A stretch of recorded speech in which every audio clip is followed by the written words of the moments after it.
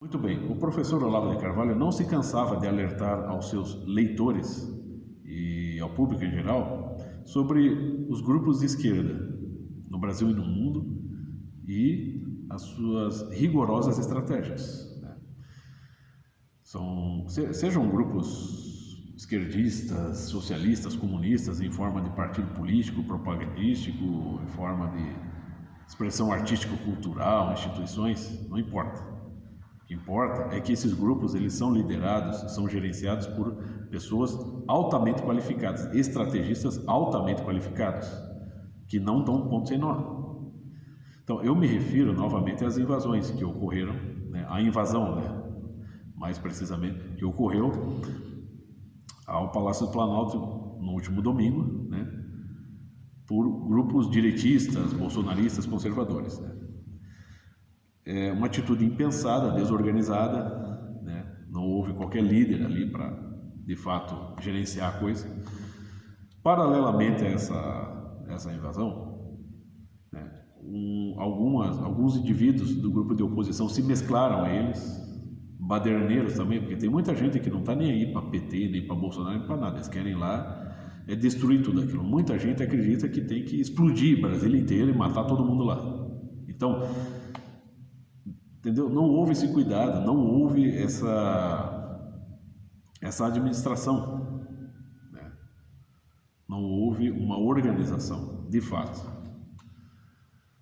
E agora, qual que é a situação? A situação é penosa, segundo consta, né? Estão trancados lá, parece que num barracão que estão chamando de campo de concentração, acho que umas 1.000 pessoas, se eu não me engano, né?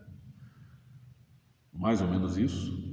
Entre elas, idosos, crianças e mulheres. E agora parece que a Polícia Federal está liberando os idosos e as mulheres com crianças.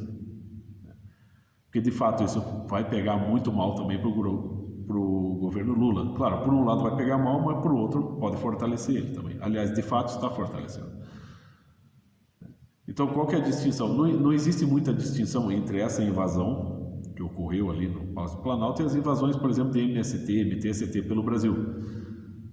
Não existe uma diferença de natureza, mas existe uma diferença específica, a de estratégia. Você acha, né, que quando um grupo do MST ou do MTST invade uma fazenda, eles vão assim na louca? Eles fazem isso, dá na cabeça deles, eles vão? Não, isso tudo é muitíssimo bem preparado. E eles sempre se escoram acho que no inciso 23 do artigo 5º da Constituição, que versa sobre a função social da propriedade privada. E parece que lá, né, eu vou botar depois o link aqui, mas você pode achar, a Constituição está aí para todo mundo acessar na internet. Mas esse trecho específico da lei está ali, que ela tem que cumprir pelo menos os 4 requisitos básicos, né? Como propriedade privada, sobretudo propriedades rurais, né, que produzem aí, produtos agrícolas e tal. Tem lá, envolve a questão do meio ambiente, as condições de trabalho, as condições de vida, né, no local. Então, quando os líderes desses movimentos do MST, MTST, sobretudo Guilherme Boulos e João Pedro Stedley, que são 2 delinquentes, vagabundos, mas bons estrategistas, quando eles promovem essas invasões, eles se escoram nesse inciso do artigo 5º da Constituição e, mesmo assim, muitas vezes se dão mal. Mas algumas vezes eles se dão bem. Por quê? Porque às vezes cruza aí com um advogado, um delegado, um juiz comuna, que acaba aceitando as condições deles. Acaba, vamos dizer assim, por meio, né, ali, aquela narrativa toda, eles acabam não sancionando a reintegração de posse, né? Eles vão tentando de modo eles vão invadindo de modo a tentar, vamos dizer assim, desapropriar a propriedade por meio dessa justificativa, que ela não atende a esses requisitos, né, da função social da propriedade privada. E às vezes eles conseguem, cruzando com uma autoridade ou outra, que seja conivente com eles, né, torcer as coisas nesse sentido. Entendeu? Agora, a invasão que ocorreu no Palácio do Planalto, ela se escolhe em que artigo da Constituição? Esse que é o problema. Então, a invasão, poderia haver invasão, como o professor Olavo falava, né? Quando diz tirar esse pessoal a tapa de lá, isso é uma força de expressão. Você tem que entrar lá com pessoas altamente qualificadas para liderar grupos e estabelecer, mesmo que seja um diálogo, mesmo que seja forçando a barra, mas estabelecer um diálogo com aquelas autoridades, né? Ou seja, você tem que fazer uma afronta inteligente e não desorganizada, que dê margem para que outras pessoas tenham acesso ao local e gere aquele quebra-quebra. Entendeu? Então, o que acontece? Essa é mais uma estratégia dos movimentos de esquerda, é conseguir induzir, por exemplo, aos seus inimigos, os grupos de direita, a serem tão criminosos quanto eles. Só que eles, né, cuidando bem onde pisam, conseguem muitas vezes se safar, nem sempre. Mesmo eles, bons estrategistas, muitas vezes não se safam. Agora, se você está invadindo um local daquela maneira como foi invadido, é como se estiver pisando num campo minado, meu filho. Uma hora você vai se ferrar, você vai se fuder. Então, é claro que você tem que cuidar. E essa guerra aí é antiga.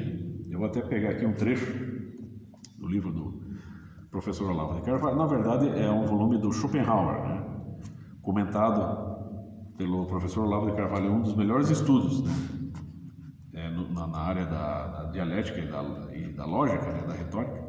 Então você pega esse trecho aqui, quando o Olavo fala que ao longo da filosofia moderna, toda a busca da verdade foi sendo abandonada, né? Para dar espaço às disputas políticas. Então aqui, na atmosfera de furor acadêmico despertado pela nova filosofia, ninguém parecia ter condição de refutar o pensamento complexo, enigmático, que mudava, de repente, o eixo de todas as discussões e inaugurava novo repertório de interesses. Sob a estridência das fanfarras hegelianas, o apelo para o retorno da alma a Deus tornava-se inaudível. O foco da atenção se deslocava, em aparência definitivamente, da busca da perfeição da alma para a luta pelo estado perfeito. Inaugurava-se uma nova guerra de doutrinas, diferente de todas as anteriores. O meio filosófico dividia-se segundo as categorias políticas modernas, direita e esquerda. E sob a disputa cada vez mais ruidosa e sangrenta entre as duas formas possíveis de Estado, a questão do destino da alma parecia antiquada e desinteressante. O giro do cenário fora repentino e completo. A busca de Deus estava excluída do terreno filosófico, doravante ocupada pela disputa ideológica. Você entende que os alertas do professor Olavo foram, né, e continuam sendo, porque estão aí ecoando, né, pelas suas obras, são fundamentais, indispensáveis, imprescindíveis. Então você tem que se informar, você tem que estudar, você tem que entender a coisa. Senão você vai acabar sendo induzido ao crime, né, pelos grupos de esquerda. Eles vão cooptar vocês sem que vocês percebam. Entende? Claro, isso é uma opinião minha, uma visão minha, provisória. Mas se a pessoa está despreparada, é aquilo lá nas regras da arte da guerra do Sun Tzu. Se você não conhece o teu inimigo, você pode cair nas armadilhas dele. E é o que está acontecendo, me parece. A direita brasileira, despreparada intelectualmente, está caindo nas armadilhas. A direita está caindo nas armadilhas da esquerda, justamente por estar despreparada intelectualmente. É isso que está acontecendo, no meu entender. E é isso que tem que mudar, né? Não estou dizendo que o governo Lula vai conseguir estabelecer um regime comunista no Brasil. Isso é ridículo, mas ele vai causar novamente problemas, como já causou no passado, difíceis de sanar. Por quê? Porque o povo é preguiçoso.